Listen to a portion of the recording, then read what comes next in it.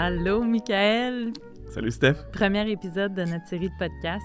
On voulait y aller avec une formule assez relaxe pour notre premier épisode. On voulait pouvoir avoir la chance de te présenter, de me présenter, parce qu'on espère rejoindre un auditoire beaucoup plus grand que celui de la shop, Plongée Nautilus.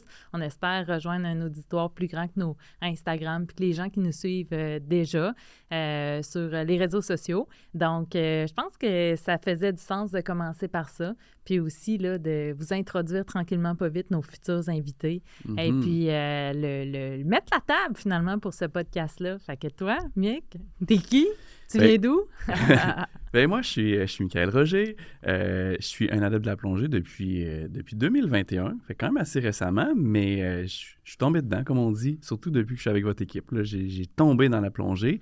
Je suis maintenant certifié Rescue Diver en processus de faire mon Dive Master. Fait que c'est ça, là. Je l'ai dit en introduction, tu as été comme ma bougie d'allumage pour ce podcast-là parce que c'est quelque chose que j'avais envie de faire. J'avais envie de raconter mes histoires, j'avais envie de partager des moments en plongée, mais je suis pas très IT. Puis toi, présentement, tu as déjà ton podcast. Fait que c'était super sécurisant pour moi de savoir que tu avais envie d'embarquer avec moi dans cette aventure-là. Puis je trouvais aussi que ça apportait une dimension un peu différente. Moi, je suis dans l'industrie depuis 25 ans. Ramener peut-être comme mon slang de plongeur à un niveau peut-être plus, des fois, accessible pour des gens qui commencent et tout. Puis m'amener là, vraiment une autre vision avec nos futurs invités et tout. Fait que je trouvais ça intéressant. C'est quoi ton prochain goal en plongée? Bien, le prochain, écoute, je me pose la question beaucoup dernièrement, mais assurément de faire la plongée technique. Donc là, l'année prochaine, je tombe dans mon GUE, qui est une école de plongée qui s'en va plus vers le côté technique. Fait aller faire des épaves profondes, là, moi, c'est ça qui m'attire le plus actuellement. Là. Je regarde des vidéos de ça, là, puis je trippe. Hey, puis parle-moi là, tu sais, de tes premiers pas en plongée, comment ça s'était passé, comment tu avais trouvé ça, parce que je me souviens d'un plongeur un petit peu anxieux à tes débuts et tout, puis t'es la preuve là qu'en fait, c'est à la portée de tout le monde là, qui désire vraiment réussir là-dedans. Ouais, ça fait drôle de dire que je veux aller plonger des épaves profondes, techniques, quand la première fois que je suis allé sous l'eau, ça a été perturbant, puis ça m'a pris beaucoup d'efforts quand même pour y arriver. C'était l'histoire du masque, comme je pense tout le monde a un jour un problème avec le masque. Et plus j'essayais, plus c'était difficile, puis plus c'était difficile, plus je faisais de l'anxiété. Et là, à la fin, j'étais même plus capable de m'immerger dans l'eau. Et là, je pensais tout lâcher. J'étais en pleurs, je revenais à la maison, puis j'étais comme, mon Dieu, je pourrais jamais le faire, c'est ça, je pourrais jamais le faire. Puis j'ai essayé, je travaillais fort, je me bouchais le nez dans la douche. Je mettais de l'eau dans le masque, dans la douche, en bouchant le nez, puis j'essayais de respirer par la bouche seulement. Là, c'est du gros travail. Je m'étouffais tout le temps. Mais tu vois, aujourd'hui, j'ai mis les efforts, puis je vais faire mon Dive Master cet automne. Ouais, la gestion des voies aériennes, c'est quelque chose qui représente un défi pour tellement de gens. Puis je pense que plus on avance en âge, puis je dis pas que t'es vieux, évidemment, mais plus ça devient difficile. Hein? Tu prends un enfant, tu lui enlèves son masque, tu le mets sur un détendeur dans le fond de la piscine, là, puis ça représente aucun défi pour eux. Mais avec le temps, hein, se retrouver avec de l'eau au niveau du nez, respirer par la bouche, que ça rentre pas par notre nez, qu'on s'étouffe pas, ça devient quelque chose d'un peu plus complexe. Je te félicite vraiment d'avoir continué à travailler dans ce sens-là parce qu'en fait, tout le monde y arrive au final, là, le vidangeage du masque ou des exercices autres. Là, Mm-hmm. Là ben, tu as embarqué ta mère récemment dans le processus. Pauvre maman, allô! Ouais, puis un peu la même chose, c'est évidemment personnalité un peu plus anxieuse. Elle veut beaucoup, fait que c'est ce qui est le fun. Dès le départ, tu l'as dit, ça va être le type de personne qui, plus on va l'exposer, plus elle va réussir. Puis c'est déjà ce qu'on voit à chaque plongée ou essai de plongée qu'elle fait, elle s'améliore déjà. Donc, ouais, je suis désolé, maman, mais tu vas l'avoir. Exact. Parle-moi de ta plus belle plongée. Hey, ma plus belle plongée, honnêtement, je me suis posé beaucoup la question là-dessus, puis j'en ai fait beaucoup de différentes. Donc, c'est difficile d'aller chercher, qu'est-ce que j'ai aimé le plus, mais nécessairement dire celle sur l'Empress of Ireland, l'épave à Rimouski. Il y avait des beaux organismes à voir, il y en avait plusieurs à voir. C'était profond, c'était noir. Puis évidemment, quand j'ai réussi à voir enfin une toilette ou un drain de fond, enfin, je pouvais reconnaître quelque chose qui était là il y a plus de 100 ans. Ah, excellent ça. Moi aussi, l'Empress of Ireland, ça reste probablement dans mon top 3 des plus belles plongées à vie. Puis notre perspective change au fil des plongées parce que c'est sûr que quand on arrive la première fois sur une épave, on a un pied de visibilité, 2 pieds, 3 pieds, 10 pieds, qu'on n'est pas super habitué à se promener sur des navires. On peut avoir l'impression qu'on avance sur un tas de planches, puis on manque de perspective, on se recule, on voit pas vraiment ce qu'on regarde, on s'avance, puis on est trop proche pour voir l'immensité de ce qu'on regarde. Fait qu'avec le temps, en allant au musée, en regardant des photos d'époque, en regardant des planchers d'époque, on reconnaît, puis on est capable de tranquillement De te faire un œil. situer, exact, de se faire un œil par rapport à ça. Bien, je suis bien contente de t'avoir avec moi, puis je suis sûre que ça va amener une dynamique qui va être inégalée dans notre podcast. Je le souhaite, c'est pour ça que je suis là. C'est pour ça que je suis Good. là. Mais je veux savoir, toi, justement, dans les dernières plongées que tu as faites sur l'Empress, est-ce qu'il y a encore des choses que tu arrives à voir que tu n'avais pas vues depuis? Absolument. C'est fou parce que sur l'Empress, ben, dans les dernières années, hein, les ponts se sont évidemment quand même un peu effondrés. Fait que ça donne accès à des structures, des artefacts qu'on ne voyait pas nécessairement avant. Puis, veut pas, avec le temps, ben, on connaît un petit peu plus l'épave, on va un petit peu plus loin. Il ne faut pas oublier là, que c'est plusieurs ponts qui sont encore debout sur l'Empress. Donc, on commence à faire des pénétrations un petit peu plus loin, tout le temps avec un moulinet, évidemment, la sécurité au devant. Mais oui, on voit encore des choses qu'on n'avait jamais explorées. Puis, il y a des choses aussi qui se désensablent au fil du temps en fonction des courants, des marées. Cette année, j'ai découvert un nouveau soulier. C'est toujours des choses là, qui viennent s'imprégner au fond de mon cœur. Parce que je me dis, ce soulier-là, il appartenait à quelqu'un. Fait que, oui, absolument. OK. Excitant, excitant. J'ai hâte à ma prochaine. Donc là, on a parlé de moi depuis quand je plonge, mais toi, tu as dit que ça fait plusieurs années que tu es dans l'industrie, mais réellement, depuis quand? 98, j'ai fait mon open water chez Plongée Nautilus. À partir de ce moment-là, ben, je suis vraiment restée coincée là. Je me souviens, a priori, de trouver que la plongée sous-marine, c'était fascinant parce qu'on en apprenait sur l'équipement, sur la physiologie, sur l'environnement, sur plein de choses différentes. Je trouvais que c'était large comme sport. On ne peut pas appeler ça un sport, paraît-il. C'est une activité. En tout cas, moi, je suis pas d'accord. On aura le débat avec la DG de la FQAS à un moment donné. Mais donc 98, puis j'avais adoré ça. Et puis à partir de ce moment-là, mon unique but est devenu de devenir, honnêtement, là, propriétaire de Plongée Nautilus. Je voulais pas avoir un dive shop, je voulais être Plongée Nautilus. C'est ce qui m'avait envoûté, l'équipe, le gîte, la vibe, le crew, le staffing. Je voulais travailler là, je voulais être faire partie de cette aventure-là. C'était là, la seule issue possible là, à ma vie. Fait qu'aujourd'hui, je peux dire que je suis vraiment sur mon X. Là, Je pense que tu as réussi. Hein? Absolument. Je pense que tout le monde qui écoute, tout le monde qui te connaît peut dire que tu as réussi à être Plongée Nautilus. Oui, j'ai des partenaires, évidemment, là-dedans, fantastiques. Hein? Chez Plongée Nautilus, on est 8, mais je suis effectivement peut-être un petit peu plus active sur les réseaux sociaux. Donc, les gens, des fois, sont surpris quand je leur dis « Ben non, je suis pas toute seule là-dedans. Là. J'ai des partenaires en or, une équipe super stable depuis très longtemps. Fait qu'on a bien du plaisir ensemble. Puis, on a, au fil des années, réussi à amener ça où c'est aujourd'hui. Ouais. Félicitations. Merci. Puis toi, ta plus belle plongée? Bien, comme je te disais, l'Empress, assurément, mais je continue à croire que la plongée, c'est comme un moment que tu vis, puis c'est les étoiles qui s'alignent. Hein? Tu peux être sur le Benwood en Floride, hein, une petite épave en bois, puis trouver que, bon, c'est beau, c'est correct, des petits coraux, tu vois une murène, t'as un moment qui est le fun. Mais tu peux aussi être sur le Benwood en Floride avec 4 raies manta qui passent par là à ce moment-là. Tu es sur le Golden Hour avec les rayons du soleil qui pénètrent dans l'eau. La lumière est belle, tu te sens dans ton élément, l'eau est cristalline, tu es avec des gens que t'aimes, tu sais que le after dive va être succulent. Ouais. Tu sais, c'est vraiment un moment. Des fois, il y a des gens qui me disent « Ah, je suis allée plonger à tel endroit, j'ai pas trouvé ça si beau que ça. » Mais tu pourrais refaire la même plongée par après puis vivre une expérience qui est complètement différente. J'ai toujours trouvé que la plongée, c'était fascinant parce que les gens se payent des safaris en Afrique pour aller voir les animaux marins sans clôture, sans zoo, hein, finalement. Bien, nous, on est toujours dans le safari en Afrique. Puis on peut toujours, par inadvertance, tomber sur un animal marin qui va venir plus proche de nous, les lamantins qui vont venir se faire gratter la bedaine, les requins qui vont avoir de l'intérêt parce que tu te promènes avec une Hawaiian sling puis ils pensent que tu vas leur chasser un repas. Tu sais, t'es vraiment à l'extérieur du zoo. Puis même chose pour les épaves.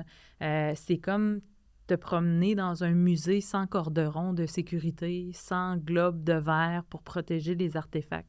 Ça ne veut pas dire que quand on arrive sur les artefacts, on essaie de se mettre le soulier par-dessus la palme, mais ça veut surtout dire qu'on a une proximité avec ces vestiges-là de l'histoire qui est inégalée. Puis au final, 80% de la planète est recouverte d'eau. Fait que tout ce terrain de jeu-là, il est juste pour nous. C'est ça qui est incroyable. c'est ce que je me dis à chaque fois, tu sais. Les gens voient des vidéos sur YouTube ou à la télé, ils voient des images, mais c'est jamais à la hauteur de ce qu'on voit réellement. Quand on est sous l'eau, non seulement on est en apesanteur, c'est comme si on volait par-dessus les coraux, on volait par-dessus un bateau, tu sais. Puis en plus, on voit des choses que les gens verront jamais. Tu sais, la fameuse murène, tu la vois dans les vidéos, puis elle est juste en train d'ouvrir la bouche, puis jouer comme ça autour de toi. Mais là, tu passes devant, tu la regardes dans son habitat avec une petite crevette qui est en train de la nettoyer, tu sais. Nous, on voit ça. Absolument. Puis les autres ne voient pas ça. Absolument. Fait que c'est absolument incroyable.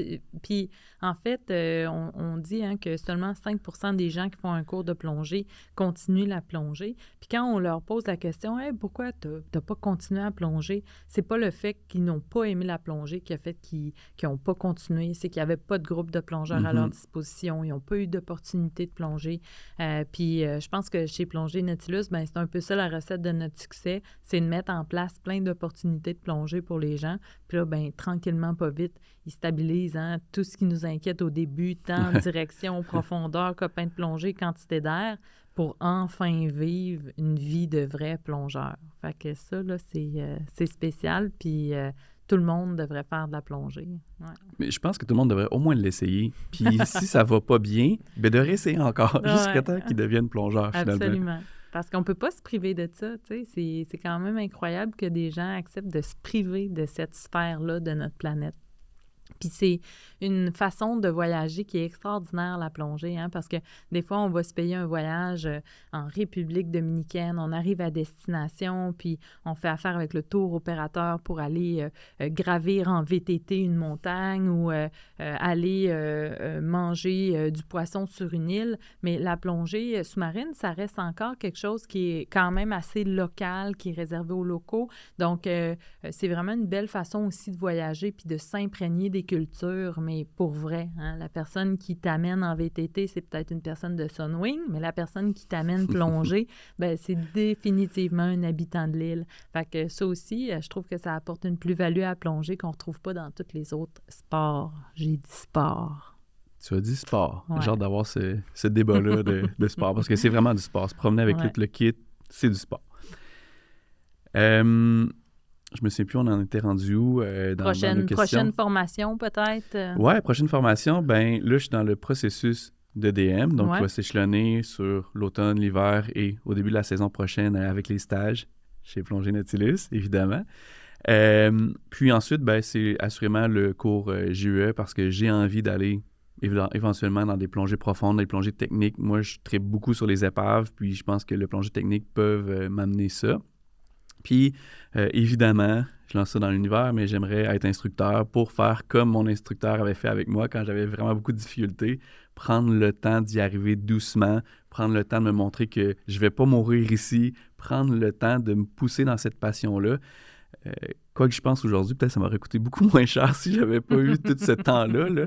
Mais non, honnêtement, je suis vraiment content que c'était Andréane qui avait pris le temps avec moi, puis je suis vraiment reconnaissant parce que je dis tout le temps que c'est grâce à elle que je suis rendu là aujourd'hui.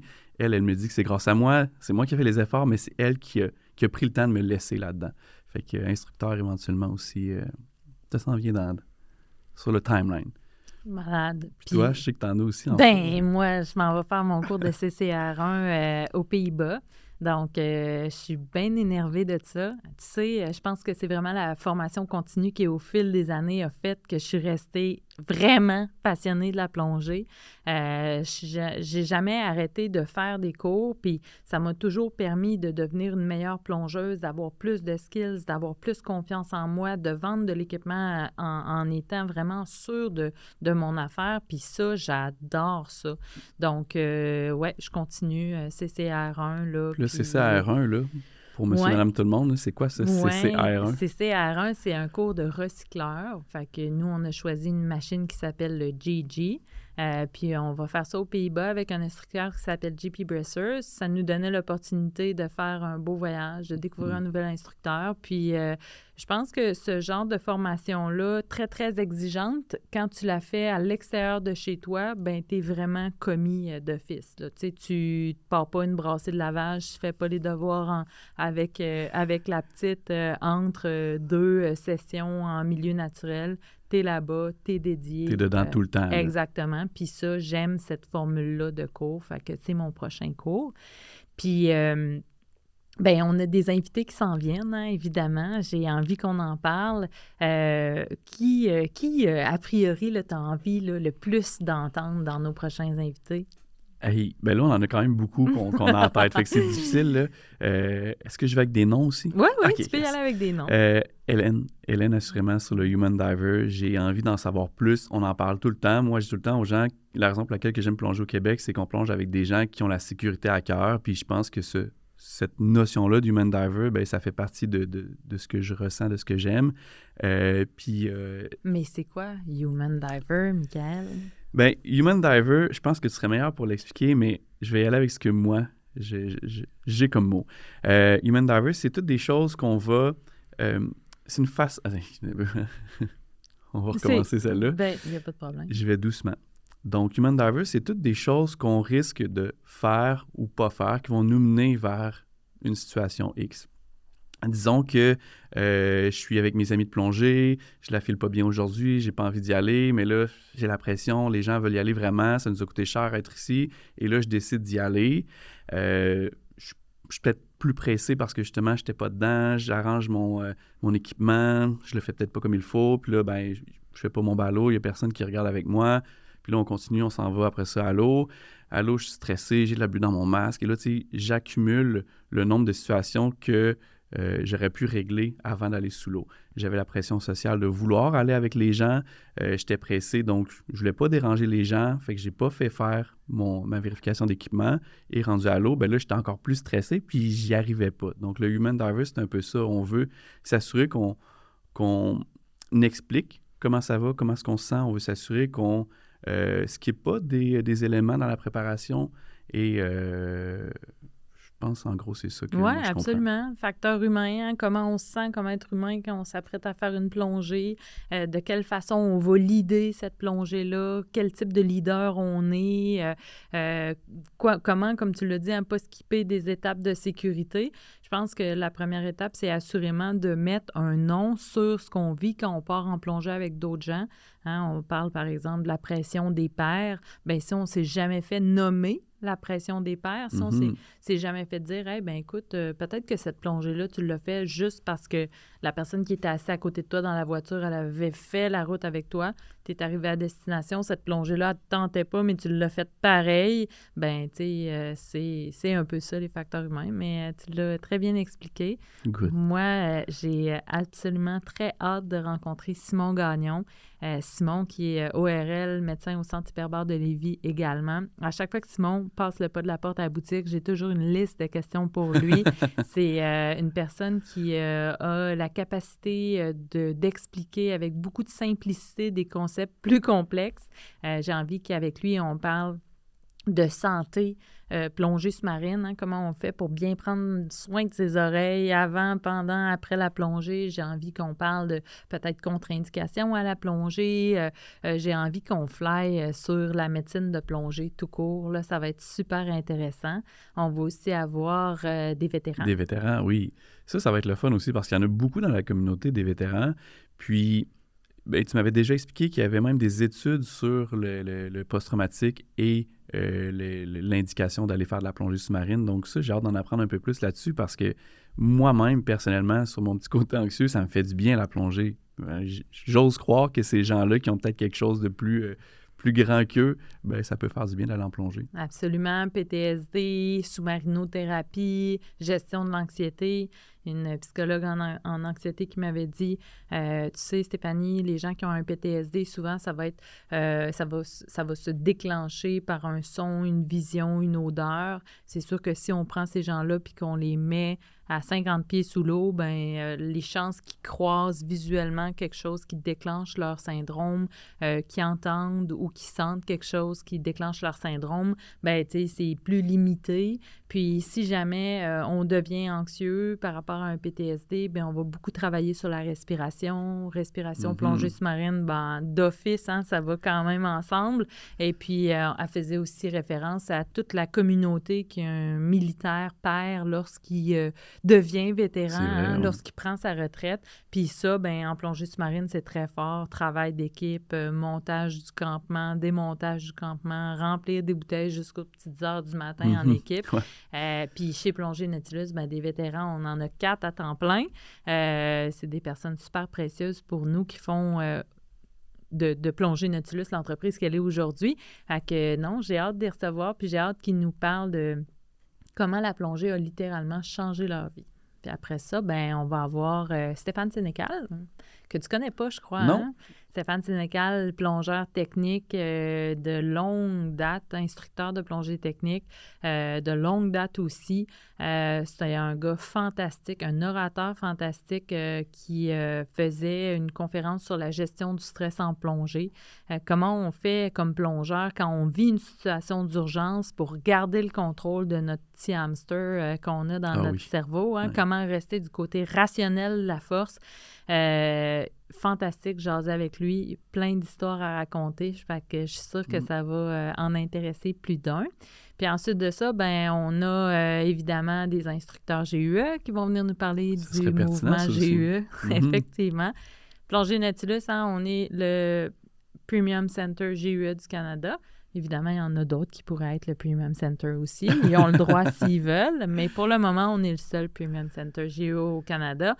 En fait, c'est plus une mention honorifique qui dit qu'on participe au mouvement GUE de façon active. Je pense que chez Plongée Nautilus, on peut dire qu'on est friendly GUE. Puis, ben, partagez ça, parce que beaucoup de monde qui n'aime pas GUE, hein? Mais c'est parce qu'ils ne connaissent pas le mouvement GUE qu'ils n'aiment pas GUE. Ça, on pourra en apprendre plus à ce moment-là. Puis peut-être quand ils vont écouter quelqu'un en parler réellement et non juste entendre des oui-dire ou des petites discussions de d'autres, ben peut-être que là, ils vont plus apprécier le côté GUE de la chose. Absolument. On va recevoir aussi une personne de l'Aquarium de Québec. Oui, Marie-Pierre Lessard. Exact. En fait, au quotidien, ils font de la plongée sous-marine à l'Aquarium de Québec pour entretenir les grands aquariums et tout ça. C'est drôle parce que récemment, elle me disait qu'il changeait les joints de silicone là, du grand océan, puis qu'il y a un esturgeon qui essayait de mastiquer le silicone. Là, fait qu'il a fallu qu'il sorte du bassin. Fait que je me disais qu'un gros esturgeon, ça doit pas être si facile que ça à attraper en plongée puis à mettre dans un bassin en parallèle pour éviter qu'il mastique le silicone. Je trouvais que c'était très drôle, puis j'ai hâte qu'elle me raconte la suite des aventures à l'aquarium, là, dans sa job là, quotidienne de plongeur. Oui, puis Marie-Pierre, c'est une passionnée. J'avais fait son cours de biologie sous-marine à l'aquarium, son petit cours d'une journée. Puis j'avais trouvé ça vraiment pertinent. On a appris beaucoup de choses. On a mis des mots sur des choses qu'on savait déjà qui existaient, mais qu'on ne connaissait pas du tout le nom là, ou le mot. Puis le comportement aussi des océans et tout ça. Donc, j'ai trouvé ça intéressant. J'ai hâte qu'on la reçoive aussi pour ça. Absolument. Puis, en fait, je pense qu'au final, hein, ce qu'on veut, c'est un podcast qui est très inclusif. J'ai envie qu'on parle de plongée récréative, de plongée tech. J'ai envie qu'on parle d'équipement. J'ai envie qu'on parle aussi d'évolution. J'ai envie qu'on parle de comment la plongée s'est rendue aujourd'hui. Je trouve que dans l'industrie, on a beaucoup de personnes qui ont les 2 pieds pris dans le ciment, qui plongent avec le même équipement qui existait il y a 20 ans, qui vendent encore le même équipement qu'il y a 20 ans, mais ça a évolué. Puis ça aussi, j'ai envie qu'on le partage aux plongeurs de notre communauté. Il y a des choses là, qu'on n'est plus supposé d'avoir. Là, un yo-yo rétracteur à 75$, là, non seulement c'est cher, mais en plus, ça sert à rien. Fait que j'ai envie qu'on fasse évoluer notre communauté à la blague, bien sûr, mais qu'au final, tout le monde puisse prendre une tangente de sécurité encore plus grande. Ouais, puis tu sais, tu parles beaucoup de sécurité au sein de la communauté, puis je pense que même moi, en tant que personne qui adore la sécurité, des fois, je comprends pas tous les aspects. Tu sais, tu parles du yo-yo rétracteur, c'est une chose. Il y a les aqua maracas aussi qui en sont une autre. Mais tu sais, il y a plein d'objets comme ça qu'on se fait vendre, qu'on se fait parler, que les gens adorent, puis qu'au final, ben, on ne sait pas à quel point que ça peut être dangereux. Fait que je pense que ça va être pertinent pour vraiment tout le monde. Puis c'est pas parce qu'on commence en plongée qu'on doit savoir ça plus que l'autre qui ça fait 20 ans qui plonge. Si tu plonges depuis 20 ans avec un yo-yo rétracteur, ben c'est le même combat que la personne que ça fait juste 1 an. Absolument.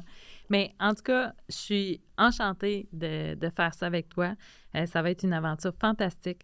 J'ai vraiment envie que vous, la communauté, vous nous marquiez de quoi vous avez envie d'entendre parler, que vous nous référez des gens que vous avez envie d'entendre, que vous avez envie qu'on interviewe. Si vous pensez être un sujet intéressant pour nous, laissez-le nous savoir. On va vous recevoir avec plaisir. Fait que j'ai hâte à la suite avec toi. Merci infiniment d'avoir accepté l'invitation. Ben merci de l'invitation. Pour vrai, je suis vraiment honoré. Je pensais jamais que ça arriverait. Fait que je suis vraiment content d'être là. Puis, effectivement, écrivez-nous. Soyez pas gênés. Personne n'a le syndrome de l'imposteur. N'est-ce pas, Stéphanie? Non, ça sert à rien, pas. le syndrome de l'imposteur. Je me sens totalement en contrôle. Parfait. Fait que la gang, semble-t-il que lorsqu'on fait un podcast, il faut dire à la communauté où nous rejoindre sur nos différents canaux. Alors, moi, je suis pas très Insta babe, mais Mick va vous dire où vous devez nous rejoindre. Bien évidemment, on est sur Spotify, Google Podcasts, Apple Podcasts et même TuneIn. Vous pouvez nous retrouver sur YouTube, TikTok, Instagram et évidemment sur Facebook. Viens nous rejoindre. Ben oui, on t'attend là.